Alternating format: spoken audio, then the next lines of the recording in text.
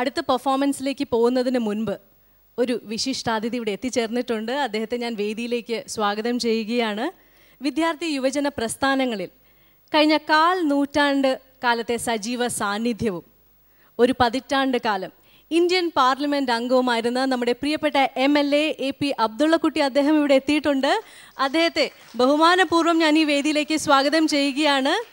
കലാസ്നേഹി കൂടിയായ AP അബ്ദുള്ളക്കുട്ടി അദ്ദേഹത്തെ ഞാൻ കല്യാൺ സാരീസ് സ്മാർട്ട് സിംഗറിൻ്റെ വേദിയിലേക്ക് സ്വാഗതം ചെയ്യുന്നു. V welcome you sir.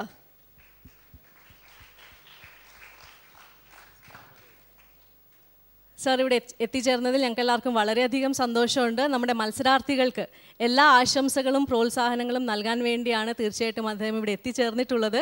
അദ്ദേഹം ഒരു കലാസ്നേഹിയാണ്.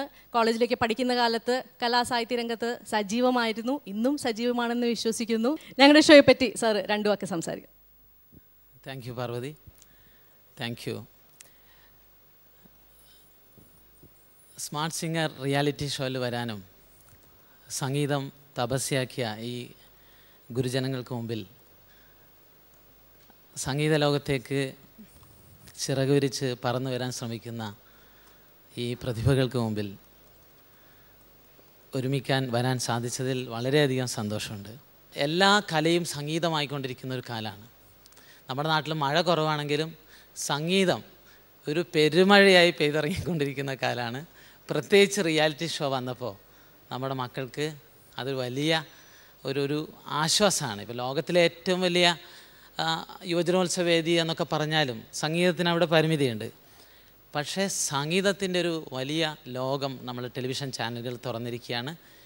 അതിലേക്ക് നമ്മുടെ നാട്ടിലെ ഒരുപക്ഷെ ടെലിവിഷൻ ചാനലിൽ വലിയ കുത്തുക, നിങ്ങളിത് എഡിറ്റ് ചെയ്തോ, ഞാൻ കൂടുതൽ പറയുന്നുണ്ടെങ്കിൽ ടെലിവിഷൻ ചാനലുകളിൽ ഒരുപാട് വലിയ വലിയ കമ്പനികളുണ്ട്. പക്ഷേ നമ്മുടെ നാട്ടിൻപുറത്തെ കണ്ണൂർ വിഷൻ പോലുള്ള ഗ്രൂപ്പ് ആദ്യമായിട്ട് ഒരു സാഹസത്തിന് തയ്യാറായി.